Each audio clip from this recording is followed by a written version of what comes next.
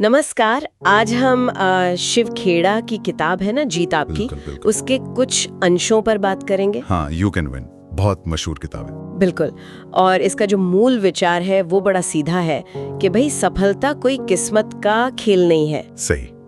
ये कुछ बुनियादी सिद्धांत हैं जिन्हें लगातार अपनाना पड़ता है। हाँ, तो आज हम कोशिश करेंगे कि इन्हीं अंशों से कुछ जरूरी सबक निकालें, देखें कि कामयाब और आप कह सकते हैं सकारात्मक जिंदगी के लिए किन बातों पर ध्यान देना चाहिए। उन उसूलों को समझना जो असल में तरक्की की, कामयाबी की जड़ में होते हैं। तो हम नजरिए, आत्मसम्मान, आदतें और चरित्र, इन चीजों पर फोकस करेंगे जैसा किताब में बताया है। हाँ, ये मुख्य बिंदु हैं। अच्छा, तो शुरुआत करते हैं नजरिए से, एटीट्यूड से।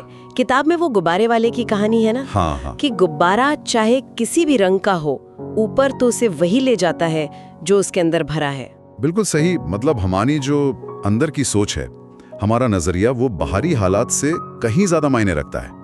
और ये बात सीधे सीधे जुड़ती है टोटल क्वालिटी पीपल यानी TQP के विचार से। अच्छा, वो क्या है? मतलब असली क्वालिटी जो है ना, वो इंसान के चरित्र में, उसकी ईमानदारी में, उसके मूल्यों में और उसके सकारात्मक नजरिए में होती है। यही वो अंदर की चीज है जो हमें ऊपर उठाती है। सही। और इसी पॉजिटिव एटीट्यूड से हम मौकों को पहचान भी पाते हैं। जैसे वो कहानी है ना, एकर्स ऑफ डायमंड्स वाली। हाँ, वो किसान अपनी ही जमीन पर हीरे नहीं देख पाता। बिल्कुल। अवसर तो वही थे, पर उन्हें देखने के लिए वो सही नजरिया नहीं था। और फिर आता है आत्मसम्मान, सेल्फ एस्टीम। इसका क्या कनेक्शन है? मुझे वो भिखारी वाली कहानी बड़ी दिलचस्प लगी थी। हाँ, वो पेंसिल वाली कहानी। हाँ, जिसे एक एग्जीक्यूटिव ने थोड़ी इज्जत दी और उसकी जिंदगी ही बदल गई। वो कहानी यही दिखाती है कि हम खुद के बारे में कैसा महसूस करते हैं, मतलब हमारा आत्मसम्मान। इसका सीधा असर हमारे काम पर और पूरी जिंदगी पर पड़ता है। अच्छा। अगर आत्मसम्मान ऊंचा है तो आत्मविश्वास बढ़ता है, हम जिम्मेदारी लेने को तैयार होते हैं, इससे प्रदर्शन सुधरता है, रिश्ते भी बेहतर होते हैं। और अगर कम हो तो फिर वो हमें पीछे खींचता है। हम दूसरों में कमियां ढूंढते हैं, बहाने बनाते हैं। अहम बात यह है कि अपने नजरिए और आत्मसम्मान को बेहतर बनाने की जिम्मेदारी पूरी तरह हमारी अपनी है। ठीक है, तो नजरिया और आत्मसम्मान ये तो हो गई नींव, लेकिन सिर्फ अच्छा सोचने या महसूस करने से तो काम नहीं चलता, एक्शन भी तो चाहिए। किताब में एक्शन प्लान की बात भी है शायद। बिल्कुल है। सिर्फ सोचना काफी नहीं, किताब जोर देती है कि एक ठोस प्लान बनाओ। क्या हासिल करना है, कैसे करना है और कब तक करना है।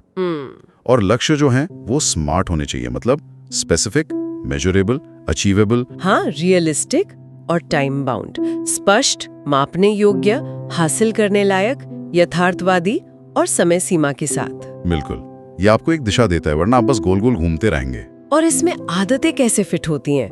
वो हाथी वाली मिसाल भी तो है, जिसे बचपन में मोटी जंजीर से बांधते हैं। हाँ। और बड़ा होकर वो पतली रस्सी भी नहीं तोड़ पाता, क्योंकि उसके दिमाग में बैठ गया है कि वो नहीं तोड़ सकता। बिल्कुल वही बात है। हमारा जो अवचेतन मन है ना, सबकॉन्शियस माइंड, वो भी उस हाथी की तरह कंडीशन हो जाता है। अच्छा। हम जो लगातार सोचते हैं या करते हैं वो हमारी आदत बन जाती है।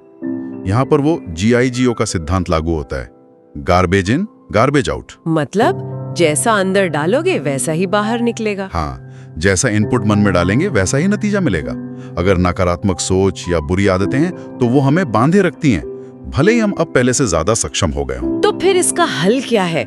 मतलब अच्छी आदतें कैसे डालें, अवचेतन मन को कैसे बदलें? इसका तरीका है सकारात्मक ऑटो सजेशन और विजुअलाइजेशन। ऑटो सजेशन मतलब खुद को सुझाव देना। हाँ, खुद को लगातार सकारात्मक संदेश देना, जैसे मैं ये कर सकता हूँ, मैं शांत हूँ। और विजुअलाइजेशन यानी मन में कामयाबी की तस्वीर देखना, महसूस करना कि आप लक्ष्य हासिल कर चुके हैं। ये तरीके हमारे अवचेतन मन को धीरे धीरे रीप्रोग्राम करने में मदद करते हैं। और एक बात याद रखनी चाहिए, क्या? प्रैक्टिस मेक्स परफेक्ट नहीं, परफेक्ट प्रैक्टिस मेक्स परफेक्ट। मतलब सही चीज का अभ्यास करना जरूरी है, गलत चीजों का अभ्यास तो उन्हें और पक्का कर देता है। सही बात है। अच्छा, और आखिरी में चरित्र और रिश्ते, कैरेक्टर और रिलेशनशिप्स। वो एंड्रू कार्नेगी वाली बात याद आती है? हाँ, सोने वाली। कि सोना निकालने के लिए टनों मिट्टी हटानी पड़ती है, पर ध्यान सोने पर रहता है, मिट्टी पर नहीं। लोगों में अच्छाई देखना भी कुछ ऐसा ही है ना? बिल्कुल। और यही चरित्र का हिस्सा है। चरित्र क्या है? ईमानदारी, निस्वार्थता, दृढ़ विश्वास, इन सब मूल्यों का जोड़। किताब में सफलता के लिए 5 C's बताए गए हैं। 5 C's कौन से? कैरेक्टर यानी चरित्र, कमिटमेंट यानी प्रतिबद्धता, कन्विक्शन यानी दृढ़ विश्वास, कर्टेसी यानी शिष्टाचार और करेज यानी साहस। देखिए, योग्यता शायद आपको कामयाबी के दरवाजे तक ले जाए, पर चरित्र ही उसे टिकाए रखता है लंबे समय तक। और लोगों के साथ अच्छे रिश्ते, उनके बारे में क्या कहा गया है? उसके लिए भी कुछ जरूरी बातें हैं, जैसे दूसरों का ध्यान रखना, कंसिडरेशन। वो आइसक्रीम वाले लड़के की कहानी याद है? हाँ, जो वेट्रेस के लिए टिप बचा लेता है। बिल्कुल। फिर हमेशा विन विन सिचुएशन के बारे में सोचना, मतलब ऐसी स्थिति जिसमें दोनों पक्षों का फायदा हो। वो स्वर्ग नरक वाली कहानी की तरह, जहां लोग एक दूसरे को लंबे चम्मच से खिला रहे थे। हाँ, क्योंकि खुद नहीं खा सकते थे, तो सहयोग से सबका पेट भरा।